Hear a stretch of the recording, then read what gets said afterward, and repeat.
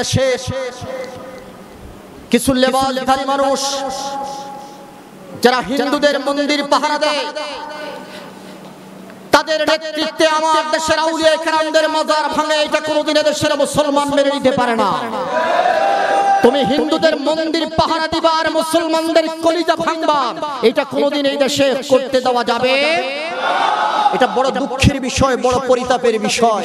মিয়া সাহেব, মাজার তো ভাঙার জিনিস না, মাজার জিয়ারতের জিনিস। কথা বলে, মাজার কিসের জিনিস? জিয়ারতের জিনিস। যেই মাজারে সেজদা হয়, সেজদা বন্ধ করতে হবে। কথা বলে, যেই মাজারে গুনার কাজ হয়, গুনার কাজ বন্ধ করতে হবে। না, মাজার ভাঙা যাবে? জোরে বলেন, মাজার ভাঙা যাবে? আমার রব্বে কারীমের পক্ষ থেকে এলান, মান আমাদালি ওয়ালিয়ান ফাকাদ আযানতুহু বিল হারব।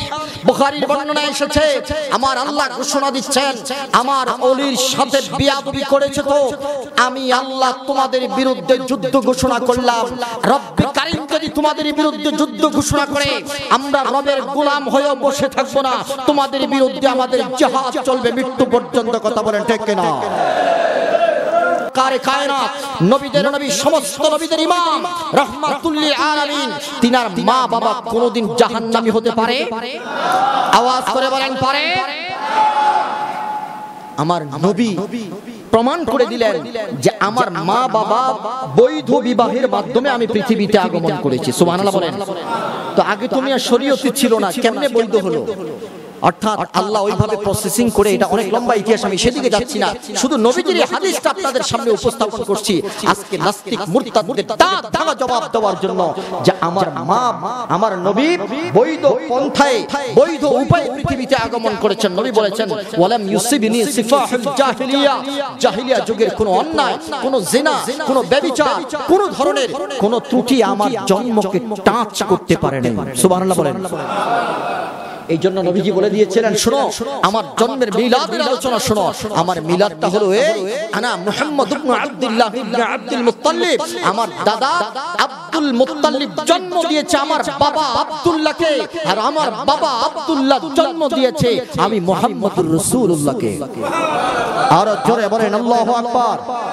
এইভাবে মসজিদে নববীর মধ্যে দাঁড়িয়ে আমার নবী নিজের মিলাদের আলোচনা করেছেন। আল্লাহু আকবার বলেন।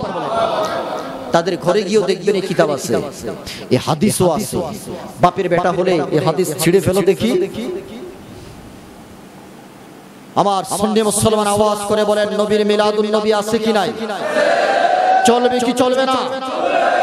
শুধু এই ব্যাপারী বাড়ি মসজিদ নয়, প্রত্যেকটা মসজিদে, আমার এলাকা, আমার দেশের প্রত্যেকটা মসজিদে মসজিদে যদি এইভাবে মিলাদুন নবীর প্রদীপটা জ্বালিয়ে দেওয়া হয়, আমার বিশ্বাস অন্তত পক্ষে এই একদিনের আলোচনায় হলেও কোনো না কোনো যুবক, কোনো না কোনো বৃদ্ধ বাবা হেদায়েতের পথে চলে আসবে। কথা বলেন ঠিক কিনা?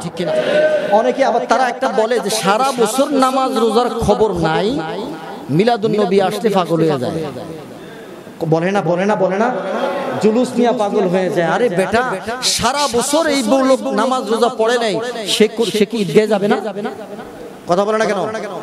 সে কি ঈদগাহে যাবে না? আচ্ছা, একটা লোক সারা বছর সুদ খাইছে, তারে কি মসজিদে জায়গা দিবেন না? কেন জায়গা দিবেন? এই একদিন যদি জুমার মসজিদে আইসা তার ভিতরে যদি হেদায়েতের নূরটা ঢুকে যায়, তো তোমার লস কি? তার কোনো লস আছে? জোরে বলেন, তার কোনো লস আছে? কয় সারা বছর নামাজ রোজার খবর নাই, এখন খালি মিলাদুন নবীর মাস আসলে পরে ইয়া নবী সালাম আলাইকা গিয়ে গরম গরম 10 কান জিলাপি আছে না? আমরা বলি আমরা এখন জিলাপি খাই না। জোরে বলেন, আমরা কি খাই? স্বাধীনতার 53 বছর পরে তোমরা এতদিনে মিলাদুন নবী পাইছো, জিলাপি তোমরা লেগে রেখে দিয়েছে। কথা বলেন ঠিক কিনা? আমরা এখন কি খাই? বিরিয়ানি খাই। বিরিয়ানি পর্যন্ত আসতে তোমাদের আরো 53 বছর লাগবে। কথা বলেন ঠিক কিনা? হাজিরিন, অনেক কথা বলে ফেলেছি, সর্বশেষ একটা কথা বলতে চাই। আজকের এই সমাজ, যেই সমাজে নবীর প্রেম নাই, যেই সমাজে ওলি আল্লাহর প্রতি মহব্বত নাই, যেই সমাজে নামাজ রোজার প্রতি কোনো দরদ নাই, ওই সমাজকে আমরা চেঞ্জ করতে চাই। কথা বলেন ঠিক কিনা? আমাদের সমাজ হবে যেই সমাজে নবীর প্রেম থাকবে, যেই সমাজে ওলি আল্লাহদের অনুসরণ থাকবে, যেই সমাজে নামাজ রোজার প্রতি দরদ থাকবে, যেই সমাজে কোরআন সুন্নাহর আইন চলবে, এমন একটা সমাজ আমরা চাই কি চাই না? দুই হাত তুলে বলেন আমরা চাই কি চাই না? আল্লাহ কবুল করুক। আল্লাহু আকবার।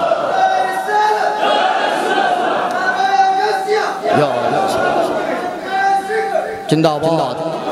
আমার আফসোস লাগে, আমার জিয়ারতের জিনিস, হ্যাঁ মাথায় উকুন হয়েছে, তার মানে মাথা ভেঙে ফেলবেন?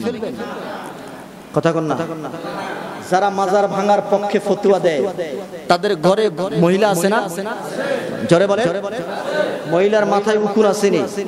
এখন আমি যদি ফতোয়া দিই, বেটা তোর বউর মাথা ভাঙিয়া ফেলবো আজকে পিডান দিয়া, মানবেন আপনারা? উকুন হইছে, তাতে কি করবেন? উকুন নাশক শ্যাম্পু ব্যবহার করতে হবে। কথা বলেন ঠিক কিনা? যেই মাজারে সেজদা হয় ওই মাজারের সেজদাটা বন্ধ করে দেন। আসেন আপনাদের সাথে আমরাও কাঁধে কাঁধ মিলিয়ে এই সমস্ত যে সমস্ত মাজারে শিরক হয়, যে সমস্ত মাজারে সেজদা হয়, যে সমস্ত মাজারে গান বাজনা হয়, আপনাদের সাথে আমরাও আছি কাঁধে কাঁধ মিলিয়ে। এই দেশ থেকে, এই বাংলার জমিন থেকে এই সমস্ত অপকর্ম আমরাও তুলতে চাই। কথা বলেন ঠিক কিনা?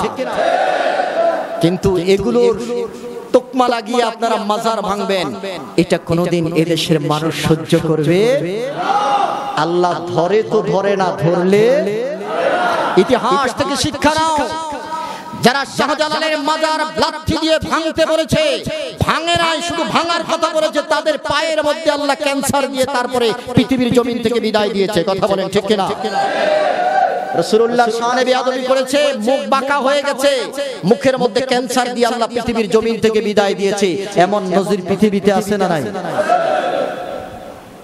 মাইনাস নয়, ম্যানেজ করে চলতে হবে।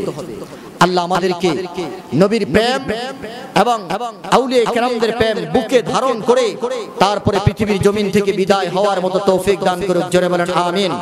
আসন্ন নবীর একটু দাঁড়াইয়া সালাম দেইয়া নবী।